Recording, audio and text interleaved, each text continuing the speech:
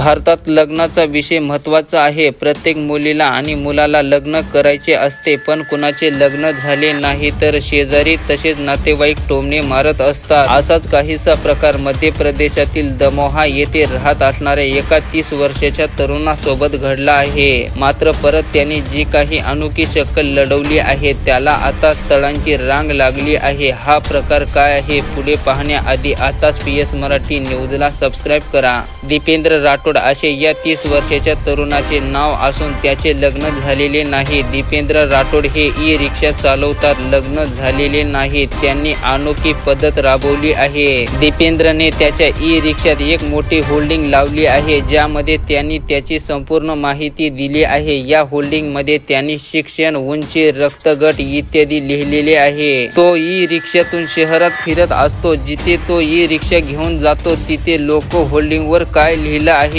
ते वाचून पाहतात, त्यामुळे तो शहरात चर्चेचा विषय ठरला आहे। तो म्हणतो की माझे वय 30 वर्षे झाले आहे, परंतु अजूनही लग्नासाठी कोणतेही स्थळ येत नाहीत। मला लग्न करायचे आहे, त्यामुळे मला तसा करावे लागले आहे। तसेच होल्डिंगवर त्यांनी एक खास गोष्ट लिहिली आहे की लग्नासाठी जाती धर्माचे कोणतेही बंधन नाही। कोणत्याही जाती धर्माची मुलगी किंवा तिच्या कुटुंबातील तिच्याकडे लग्नाचा प्रस्ताव घेऊन येऊ शकतात।